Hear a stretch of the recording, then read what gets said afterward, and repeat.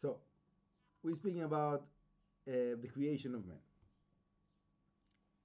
It says in the Torah that Hashem made man afar min adama, right, a piece of like gathered soil from the land. Vayipach be'apav nishmat chaim, and he literally blew a soul of life into him. Okay. So there's many ways how to understand like what happened there, but before and after we give the possibility that we give, we have to know that we don't know. Like we're talking about like the creation, how Hashem created man. So the whole process of the creation, we have some understanding there, right? That's like all of Sefer Yetzirah is like speaking about like how Hashem created the creation, all of the like spiritual mechanic, I call that stands behind it. So there is some understanding there, but it is very limited, very limited. So before we're speaking about that like point of connection between that dirt and soul, okay, before we're going there, just to make sure that we're on the same page, when we're speaking about Adam HaRishon, after he was created, when he was in Garden of Eden, did he have a physical body? No, he didn't have a physical body. Okay? He was spiritual. He was in Gan Eden. Gan Eden is not a physical place. Gan Eden is spiritual. Obviously, to be in Gan Eden, like you need to be spiritual. Okay? So Adam HaRishon was a spiritual being. Okay? Before the sin, in the point of the creation, he was only spiritual. So even though we say that there was dirt, but what is that dirt? It's not the dirt of this world. It's the dirt of Gan Eden. Yeah? So the body that he had is not the physical body that we have now, is the spiritual body. Okay? And the Rashash, in the end of his introduction to the book of Nar Shalom, is saying that the body of Adam HaRishon is the vessels of the 10 Sfirot. Okay? That's the way that the Rashash is like getting to that point in the end of his introduction. So that gives us like a big opening to understand how much we don't understand about Adam HaRishon. Like the whole scenario there, people, Rembrandt made a like very nice painting, and since then it's very hard for people to get rid out of their out of this imagination that whatever, the Adam and Chava and the tree and the snake and all of that, it's like it's very hard to let go of our physical perception. Because it also says that he ate from the trees. How does a spiritual being? Okay, so what is eating? What is the all of the story there? Like we have very limited understanding of what happened there and what's the meaning of that. Okay, but in the end of whatever happened there, Adam HaRishon was sent out from Gan Eden, right? And it seems to be the simple understanding that there is some kind of a gateway between Gan Eden and this world, and he went through this gateway and he came to this world, and then he got the physical body. Okay? And it is similar in a certain way to the concept of angels that are coming to this world, and they have like a garment of physical body that they're using when they need to do their missions in this world. So they have like a certain way of getting the garment that is relevant for this world, which is a physical body. Okay, there is big discussions about those arguments, but that's a certain understanding there. Now, my point is that it can be also exactly the other way around, meaning it's possible for someone that is really like going like the whole way with dividing the devotion of like putting himself out of this world and dedicating himself to Hashem. It's possible to elevate yourself from this world to the upper world. Yeah, you can use the same gateway the other direction. And it says, for example, about Eliyahu Navi, about Hanoch, there's also others that we can say that about them, but for them for sure, that they were human beings and they didn't die, they just transformed to be angels. So they were in this world with the garment of the physical body, and they got rid of this physical garment, and they became to be like angels. Yeah. So Hanoch became to be Matat, and Eliyahu Navi became to be like Eliyahu Navi, that as we know it today, that is like, coming to certain tzaddikim and learning with them Torah and so on and so forth. Right? Just finished Lag BaOmer, so the whole story there with that Rabbi Shimon Bar Yochai and Rabbi Elazar in the cave, they were like, the Eliyahu Navi came there all the time learning with them. And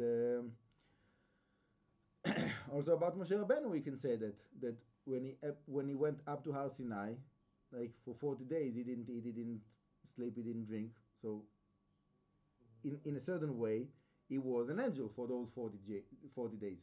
Yeah, in a certain way, you could say that. And it's brought down. It's not like there's a solid ground for that. 120 days, no? Whatever, like in breaks, but yeah, like went down. But yeah, when that's a certain understanding of what happened when Moshe Rabbeinu was in Har Sinai, that he was like an angel for this time. So when someone is like elevated to Gan Eden and is there for 40 days, how much can he learn? Right? Obviously the whole Torah, right? Anyhow, bottom line is that we are living in a dual existence. Okay, we have the existence of our physical being, we have the existence of our spiritual being, and usually we experiencing that as a contradiction that is very hard to live with, right? Most of the people, it's so extreme for them, this contradiction, that they have to ignore one of them. They have to choose, and that's very hard to choose. Like, whatever a person will like choose between those two, he will feel like that is not content. It's not like it doesn't work, right? Hashem created us with this existence of like this extreme. So that's one of the ways to understand the greatness and the quality of the Torah. That the Torah is giving us a way to combine those two together, not to have this contradiction.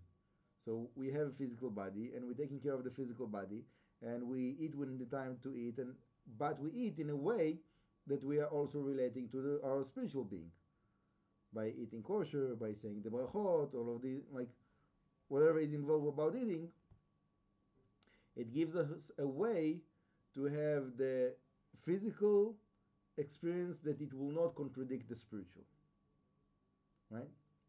And then in this way we are strengthening the connection of the body to the neshama, and the connection of the neshama to Hashem. And then the light of Hashem is channeled through the neshama to the body, and then the person himself becomes to be more lofty. What does it mean to be more lofty? So, for example, that's the source of the all of the stories of miracles that tzaddikim used to do, are doing, not in the past, also in the present. Yeah, all the miracles, like all kinds of supernatural powers. The stories in the Gemara in Masechet Sukkah about the tzaddikim in the time of Bet HaMikdash. They had Simchat Rosh Hashanah. It says that they didn't sleep for 7 days. So the Gemara is asking, how can a human being cannot is able not to sleep for 7 days? It says in Masechet Shavuot, if somebody is making a swear, I will not sleep for 3 days, you beat him up because he's swearing for vain. For sure, it's not possible not to sleep for 3 days. So the Gemara is answering that they had a little nap on one, on the shoulder of their friend, and then they continued to dance. So I'm asking, so that's enough? Just to have a little nap on the shoulder of your friend, it's enough to continue 7 days like that? So the answer is when someone is very, very spiritual and is getting his life straight from his neshama to his body, he doesn't need to eat much. He doesn't need to sleep much. He doesn't need all of those physical actions.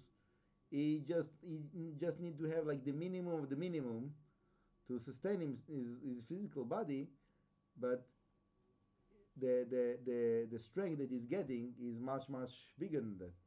Yeah. I know about like stories about tzaddikim today. You know, the Rav Kook from Tveria, for example. I have a friend that he went to be there in the community, and he said that like they like is learning like through the night. He's getting to shacharit. He's starting to pray shacharit. He's finishing shacharit like noon time. They like all the time. They're making a cup of tea. He doesn't drink the tea. They go. They change it. They bring new tea. Like it cools down. You know, like just continue like from like night to day to like shacharit goes to mincha, goes to arvit, goes like it doesn't end, like goes on and on. So there is tzaddikim like that today. That I myself I went one time. I saw Rav Yaakov Ades like resting on a bench in the next to the kotel, and while he was like sleeping, he was like talking like words of Torah, like in his sleep.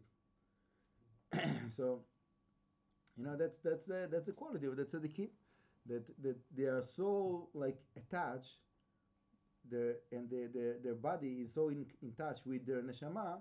So whatever it is that they will do, it will be part of their spiritual life. It will not be a contradiction. So as much as we are able to go in this way, in this path, we have the opportunity to have the experience of the enlightenment that comes from Hashem to our neshama, and to feel it in the body, and that's part of like prophecy. It says that the prophets, when they got their prophecy, they will like shake. It will be like physical experience as well. It's not like just like meditating and like the spiritual being. No, it was like forcing the body in like in a intense experience. There's a lot to say about it, but we'll leave it for another time. For now, Baruch Adonai L'olam, Amen.